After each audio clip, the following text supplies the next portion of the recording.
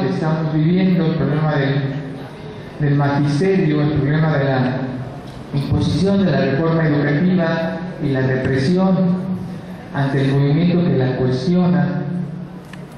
A todas estas personas que están aquí acompañándonos, las hemos invitado para poder hacer un ejercicio de discusión, de reflexión acerca de este problema.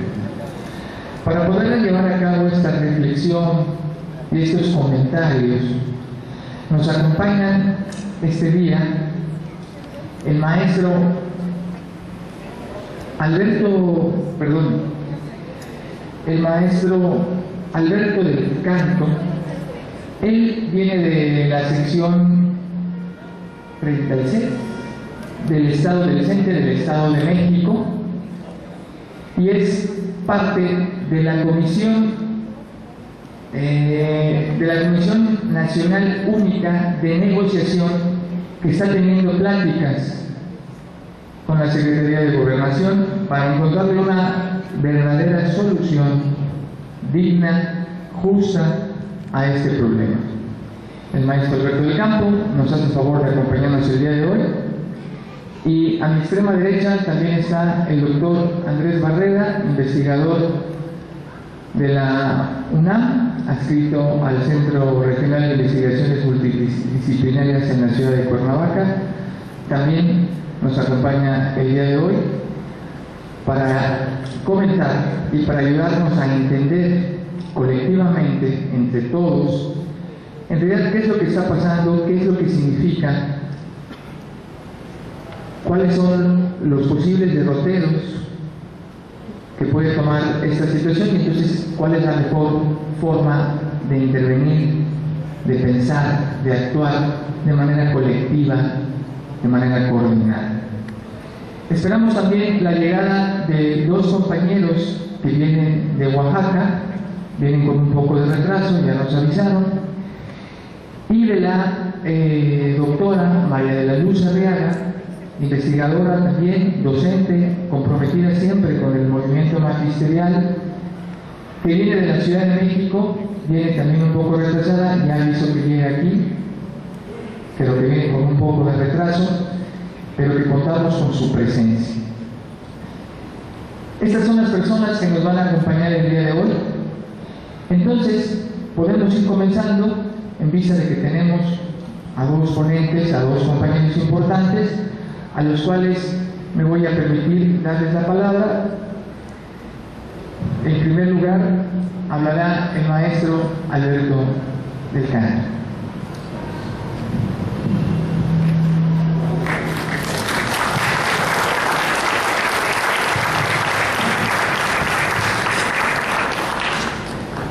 Buenas tardes, compañeros.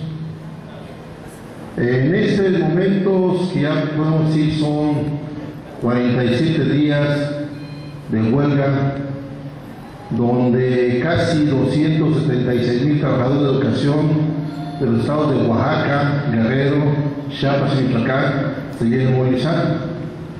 Pero hay que partir de una cuestión concreta, compañeros. Esta lucha contra esta mal llamada reforma educativa no es de este año. Hay que recordar que los que primero iniciaron la lucha contra esta agresión contra los trabajadores de educación fue el Estado de Morelos. Fueron los trabajadores de educación desde agosto del año 2008. Entonces se llamaba la Alianza por la Calidad de la Educación. Muchos de los presentes tienen que recordar esta huelga de casi 75 días y que podemos decir que estamos hablando de casi 8 años que los trabajadores de educación advertimos de las consecuencias de esta mal llamada reforma educativa, que más que nada es una reforma laboral. Una reforma laboral administrativa que elimina de golpe los derechos de los trabajadores de la educación, que allana el camino para la privatización de la educación y donde todo se traslada a la presión de los padres de familia. Esa acción entonces tenemos que partir en dos campos. Primero, lo que atañe directamente a los padres de familia, que llevó a la reforma del artículo constitucional y al artículo 73, fracción 25, donde se traslada toda la operación básica bajo responsabilidad a los padres de familia. Cuando hablamos de operación básica, como lo marca la ley y la Constitución, implica entonces señalar que estamos hablando desde lo que implica tener grapas, papel, hasta arreglar bancas, reparar unas sillas o construir una barda u otras instalaciones que necesite la escuela. Aparentemente la escuela seguirá siendo pública, en eso no hay duda, pero la escuela seguirá como sucede con el ISSSTE, sucede con el IMSS, que cada día se van reduciendo los cuadros básicos de medicina y cada día también el servicio médico también es cada vez más pésimo. La escuela seguirá siendo pública, como el transporte que nos lleva a nuestro centro de trabajo o nos lleva a nuestras casas, o como los eventos que se realizan en este teatro de la ciudad de Cuautla, Morelos, como los partidos de fútbol o cualquier baile público. ¿Cuál es la garantía o la necesidad o el requisito principal para poder acceder a este servicio público? Que se pague, compañeros. Si no pagamos, no accedemos al teatro de la ciudad, no accedemos a los bailes, ni al partido de fútbol, ni al transporte que es público, pero que lo manejan las empresas privadas. Entonces el gobierno, con el decreto de 717 de la SEP, que habla de la autonomía de gestión escolar, ha preparado la cuestión legal para que eso empiece a entrar en materia. Se ha publicado los nuevos lineamientos del Consejo Escolar de Participación Social, que es el 0205-2016, y eso lleva necesariamente a que se traslade la operación básica a los padres de familia. Con esta fecha también se modificó la Ley General de Educación, y ya nos anunciaron este programa que se llama La Escuela al Centro, donde aparentemente se consulta a los trabajadores de educación y se va a consultar a los padres de familia. La octava sesión del Consejo Técnico Escolar, aparentemente se consultó si querían una calidad escolar de 185 días o de 200 días escolares. Y aparentemente hicimos la consulta porque quien lo va a determinar de acuerdo a los lineamientos es la autoridad local, o sea, es el gobierno estatal, en este caso Grafo Ramírez en el estado de Morelos, quien determinará si los trabajadores tienen 185 o 200 días hábiles. Pero para poder tener 185 días hay que trabajar una hora más. Y eso se está aplicando a partir del próximo curso a las compañeras y a los compañeros del nivel de preescolar. Ya tendrán que trabajar ellos una hora más, compañeros. Esa es una cuestión central. Y entonces los padres de familia tendrán que absorber todo este gasto. Las escuelas de tiempo completo se han incrementado. En el año 2012 eran 6.300. En el año 2015 llegaron a 12.000 escuelas. Y para el año 2018, la meta es llegar a 40.000 escuelas de tiempo completo. No hay compromiso de la SEP o de los gobiernos locales de darles alimento a los alumnos. En las escuelas del Estado de México les cobran 15 pesos diarios a los padres de familia. Los sumamos a la semana, son 75 pesos. Al mes estamos hablando de 300 pesos. Es lo que pagan de alimentación los padres de familia en una escuela de tiempo completo. Y si le incrementamos el 10 veces son 3.000. Y en fin, toda la situación, aparentemente ese gasto que no se ve, finalmente se incrementa diario. Pasa por el nivel de preescolar. Muchos padres prefieren no mandar a sus alumnos a nivel preescolar porque implica comprar papel sanitario, papel lengua, resistor, hojas, papel crepé, papel uso, en fin, todo lo necesario. Y eso lógicamente a veces en México tener un hijo preescolar sale mucho más caro, más costoso que tenerlo en un bachillerato. Y en lo que atañe a los trabajadores de educación en concreto, con la Ley General del Servicio Profesional Docente, se condiciona que para el ingreso, la permanencia y la promoción hay que presentar un examen. El artículo 51, 52 y 53 condiciona a todos los trabajadores de educación para ingresar un examen. Para ratificar el nombramiento, otro examen, o sea, para la prórroga. Para la basificación, otro examen. Quiere decir entonces que un maestro de nuevo ingreso en 2 años ya presentó 3 exámenes, para el ingreso, para la prórroga y para la basificación. Pero para permanecer necesita otro examen. Y a partir de ahí, cada 4 años, siempre y cuando no lo reprueben, entonces la cuestión esta de permanencia necesita presentar el examen. Lógicamente, esto ¿qué conlleva? A tener una inseguridad laboral, a pensar de que ahí viene el examen y si hoy no lo paso me pueden despedir, me pueden correr, a que si se aprueba el examen y el trabajador está aquí en la colonia Morelos, aquí en el centro de Cuautla, al rato lo pueden mandar a Xochiapan, lo pueden mandar a Nenecuilco o lo pueden mandar a Yecapixtla, porque eso es conforme a las necesidades del servicio. O sea, tener la prórroga del nombramiento o tener la basificación no garantiza que se quede en la misma escuela que esté el trabajador.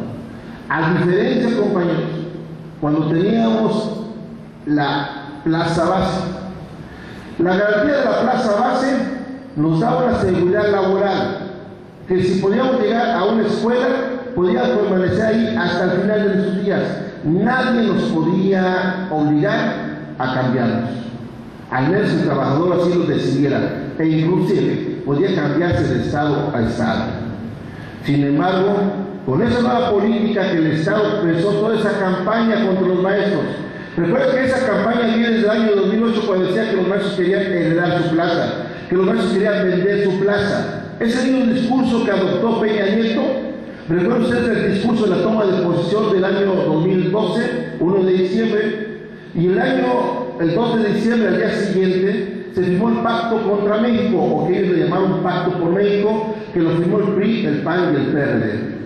Este Pacto por México fueron 98 reformas, lo que llevó a Hacendaria, a la fiscal, a salud, a energética, a telecomunicaciones. Todo eso estuvo ahí en ese Pacto por México, que afortunadamente ya desapareció para nosotros, pero ya vino toda esa ofensiva, ya regalaron los recursos naturales, se entregaron Pemex, se entrega la minería, nos incrementaron los impuestos, en fin, tantas cosas, compañeros, que al final de cuentas se va renegando la agresión del patrón o la agresión del Estado contra los trabajadores y el pueblo en general. Esa es una cuestión central. Entonces, hay que aclarar que los maestros, primero, no podemos ceder la plaza porque no es nuestra. Si acaso lo que hacíamos como padres era tratar de que el hijo o tratar que el yerno, la nuera, el sobrino pudiera tener una opción de trabajo.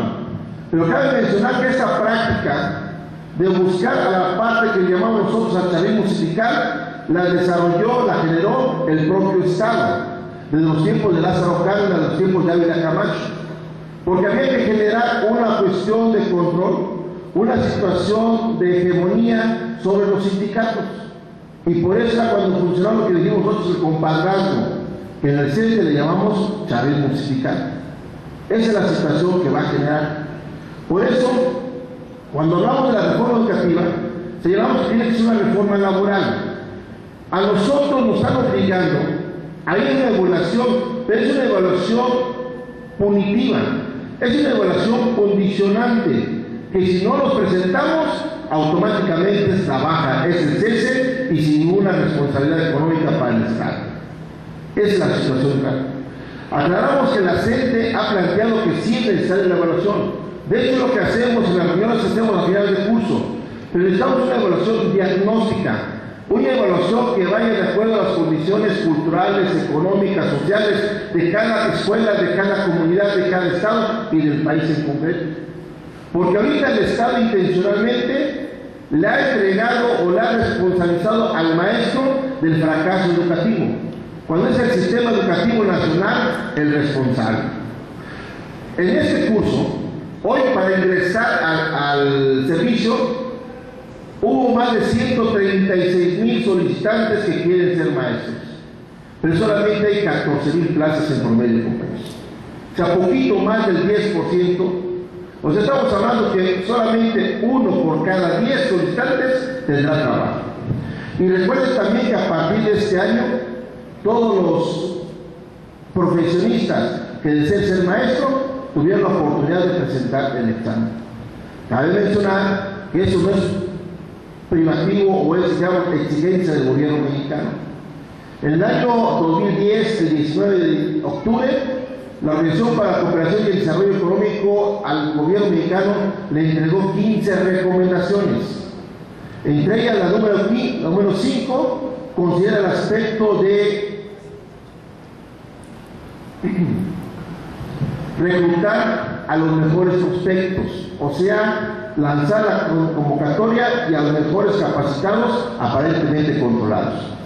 La recomendación número 8 habla de evaluar para mejorar, pero termina diciendo que el docente que constantemente esté presentando bajos resultados tiene que ser separado del servicio. Y la recomendación número 12 habla de que los directores tienen que ejercer su liderazgo a tal grado que puedan despedir o contratar personal.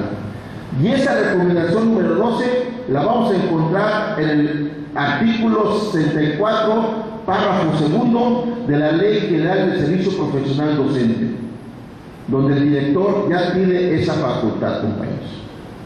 Lógicamente, la CENTE realizó movilizaciones, se presentó un amparo en el año 2014, fueron 240,000 amparos, y finalmente, casi 2 años después, en junio de 2015, la Suprema Corte de Justicia decretó, primero, el interés de los niños está por encima de los docentes y entonces la ley es legal.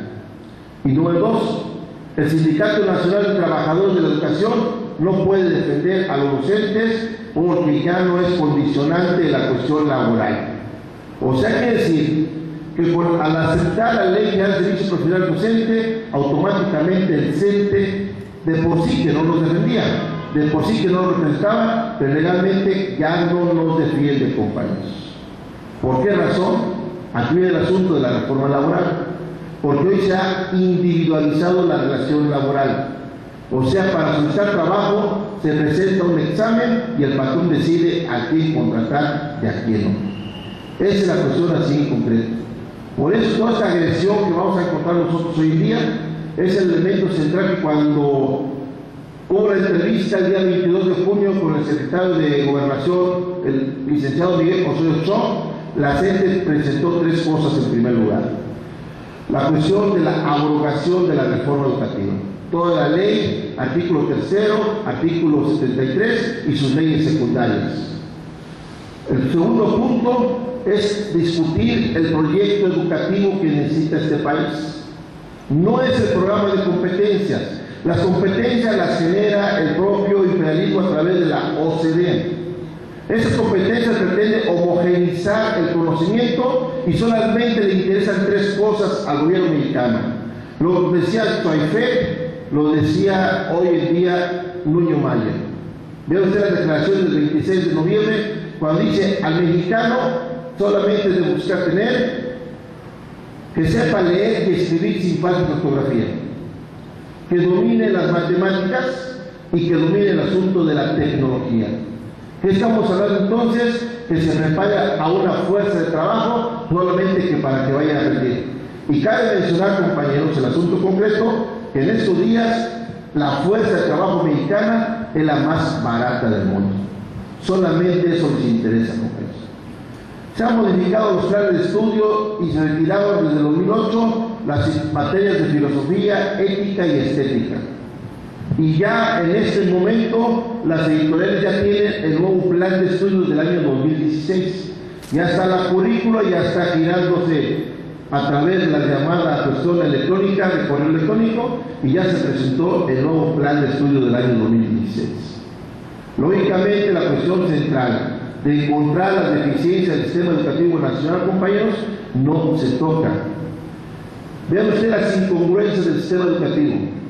Si hablamos de la preparación del futuro maestro, son 3 años de preescolar, 6 de primaria, 6 de secundaria, 3 de bachillerato y 4 de normal. Y cuando regresa a la normal, es el asunto importante. Estamos hablando de casi 19 años de preparación, la propia SEP desconoce que preparó, que facultó al futuro docente. Por eso tiene que presentar un examen, compañeros.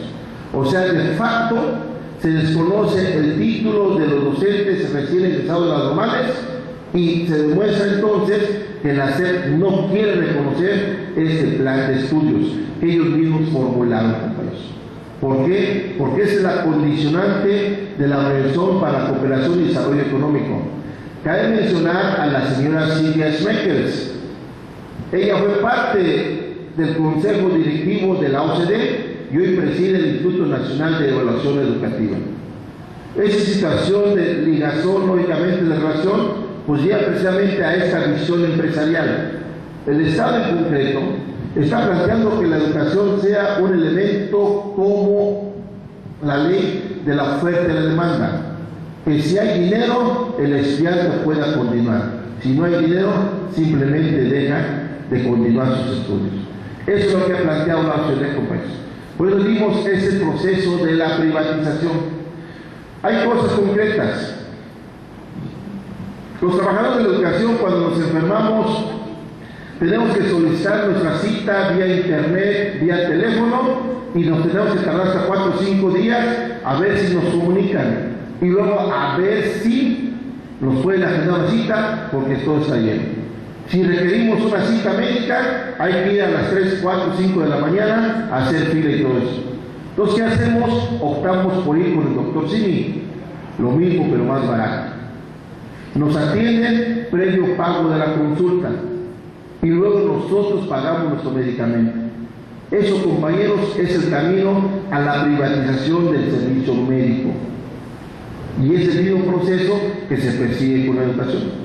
No sé si de esta manera, con este ejemplo concreto, lo percibamos, pues, compañeros. O sea, la cuestión en concreto es que el gobierno cada día va reduciendo más el presupuesto público. No sé si ustedes se enteraron de que el día viernes se anunció un nuevo recorte al presupuesto. Decimos que es un nuevo porque desde el año pasado lo habían anunciado que era de 132,000 millones de pesos.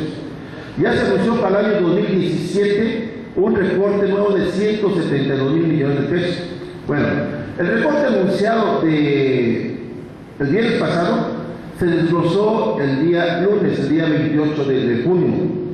En concreto, ¿a qué le quitan presupuesto? ¿A qué le quitan dinero? A becas, a Prospera, al Seguro Popular, le quitan a la cuestión de telecomunicaciones. Y hablando de educación en concreto, estamos hablando de 42 programas afectados. Entre ellos van a dejar de recibir 848,506,000 pesos. Y esa situación en concreto simplemente demuestra cuál es el interés del gobierno. ¿Por qué no, diríamos, por qué no le reducen, por ejemplo, a las Fuerzas Armadas? En cambio, ya con Peña Nieto se creó la Gendarmería.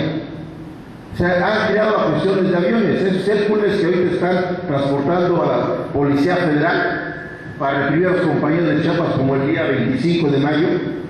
Porque aquí hay cuestiones importantes que hay que señalar, compañeros. Desde 2006 a 2016 han muerto 200,000 mexicanos. Han desaparecido 30,000 mexicanos y no estamos en guerra. Y vean cómo las manifestaciones pacíficas de la gente son agredidas desde helicópteros, lanzando gases lacrimógenos, que se supone que la Convención de Ginebra los prohibió. Sin embargo, en México esto se aplica. Ahí está el hecho del 25 de mayo, repetimos.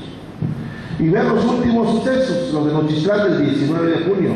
O sea, tal pareciera que el gobierno necesita sangre, necesita tener cuerpos tendidos para poder ver la posibilidad de una acción.